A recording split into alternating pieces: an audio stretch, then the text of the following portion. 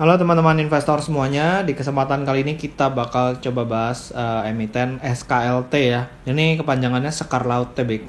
Kira-kira ini perusahaannya seperti apa dan kinerjanya seperti apa? Kita akan coba bahas sama-sama setelah yang satu ini.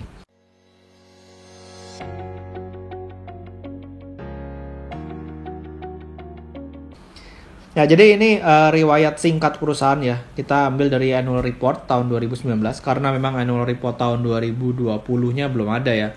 Nah, jadi di sini dikasih tahu bahwa perseroan ini ternyata masuk ke dalam industri sektor manufaktur ya untuk subsektor makanan dan minuman.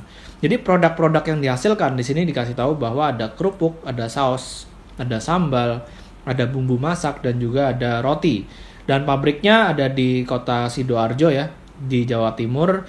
Kemudian usaha berkembang menjadi pabrik kerupuk udang. Nah, inilah yang menjadi cikal bakalnya berdirinya PT Sekar Laut Tbk. Nah, jadi kalau misalnya kita mau lihat dari websitenya, ini produk-produk yang diproduksi sama perseroan. Untuk produk kerupuknya ya, di sini kita lihat brandnya itu Vina ya, FINNA. Dan ini sebenarnya cukup terkenal juga ya. Kalau misalnya kita lihat di supermarket, di pasar dan lain sebagainya, Vina ini ada kerupuknya ada macam-macam, ada bawang putih, ada selada, ada seledri, bawang dan lain sebagainya. Bisa dilihat di websitenya ya. Lalu selain produk kerupuk juga perseroan ini punya produk sambal ya. Sambalnya ada sambal hijau, pedas ya kan, ada sambal ulek dan seterusnya. Nah, sementara untuk bumbu masakan di sini kita juga bisa lihat bumbunya ada macam-macam ya dan brandnya tetap sama yaitu brand Vina juga. Ya, jadi di sini ada bumbu nasi goreng, bumbu soto dan kita kalau misalnya ke supermarket kita bakal lihat produk-produk yang mirip misalnya bumbu nasi goreng gitu ya dan itu pemainnya cukup lumayan juga karena brand-brand yang lain ada. Nah, lalu kalau misalnya kita lihat lagi produk yang lainnya ada melinjo dan ini merek Vina juga, ada melinjo udang dan juga melinjo manis.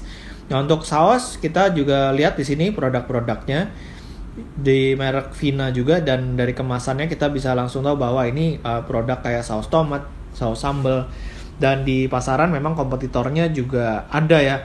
Nah, kita bakal lihat nih kira-kira dengan kompetitor yang begitu banyak si Sekar Laut ini kinerjanya seperti apa ya kan dari tahun ke tahun. Nah, jadi kita bakal coba lihat dari Stockbit annualnya ya. Pendapatannya kalau misalnya kita lihat ini cenderung mengalami peningkatan dari 745 miliar di tahun 2015. Di tahun 2020 dia udah 1,25 triliun. Jadi potensi pertumbuhan ke depannya masih ada nih kalau misalnya kita lihat seperti ini. Ya walaupun di tahun 2019 sempat 1,28, ini turun sedikit 1,25 ya. Tapi yang perlu kita perhatikan adalah labanya. Ya, labanya di sini juga cenderung mengalami peningkatan nih. Dari yang labanya 20 miliar di tahun 2015, di tahun 2020 udah sampai 43 miliar. Jadi ada kenaikan sekitar 100% lebih ya dari laba selama 5 tahun terakhir. Dan ini sebenarnya cukup bagus. Kalau misalnya kita lihat dari cash flow-nya, di sini juga cukup menarik bahwa cash flow from operation-nya ini terus positif. Bahkan di tahun 2020, di mana ada pandemi ya, cash flow from operation-nya justru positifnya 100 miliar. Dibandingkan tahun 2019 yang cuma 55, tahun 2018 cuma 15 miliar. Udah gitu perseroan ini bisa melakukan investasi juga. Ya berarti capex-nya masih jalan terus. Di sini kita bisa expand bahwa perseroan melakukan capital expenditure perolehan aset tetap ya. Dan juga perseroan ini kalau misalnya kita lihat mereka cukup rajin membagikan dividen. Jadi dividennya 3, 4, 6, 9 miliar ya. Dan di sini cukup menarik karena memang cash-nya kelihatan gitu diterima oleh pemegang saham. Lalu kalau misalnya kita lihat lagi di sini ya, secara valuation current PE ratio-nya memang udah cukup mahal di kisaran 32,49. Karena itu ada brandnya, udah gitu perseroan ada pertumbuhan, labanya naik 100% dan lain sebagainya. Dan kalau misalnya current PBV 3,39 kali juga. Jadi ini udah cukup premium memang harga sahamnya.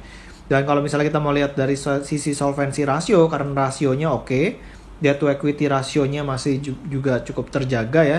Return on equity juga 10%. Jadi sebenarnya ini perusahaan bagus, cuman memang harga sahamnya kalau boleh dikatakan ya cukup premium. Jadi kita bakal coba lihat dari PE standard deviation harganya sekarang lagi di mana. Nah, jadi kalau misalnya kita tarik 5 tahun terakhir ya, harga saham Sekar Laut ini paling tinggi itu nyentuh di higher PE band-nya. Ya, higher PE band. Jadi nggak pernah nyentuh highest PE band. Jadi kita anggap aja highest PE band ini nggak bakal nyampe lah harga sahamnya ya. Nah, jadi kalau misalnya kita lihat di harga 2.250 ini udah higher PE band ya, itu udah kemahalan untuk sahamnya si SKLT. Nah, lalu kalau misalnya sekarang harganya 2.000 berarti kan udah mulai agak turun ya. Nah, dan kalau misalnya kita lihat dari history, mereka memang pernah sempat di lowest PE band, tapi untuk konservatif ya di rata-rata ini udah mulai boleh ambil lah ya di 1.700. Mungkin paling bagusnya itu di harga 1.200. Dan kalau misalnya kita lihat dari valuationnya Stockbit ya, SKLT. Nah, di sini kita bakal coba lihat ternyata target price dari SKLT ini di 1.823. Ya, jadi harga sekarang udah kemahalan nih. Jadi ada potensi koreksi sekitar 10% untuk saham SKLT.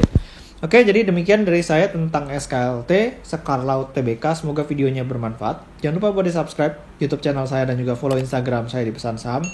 Sampai ketemu di video berikutnya. Selamat berinvestasi.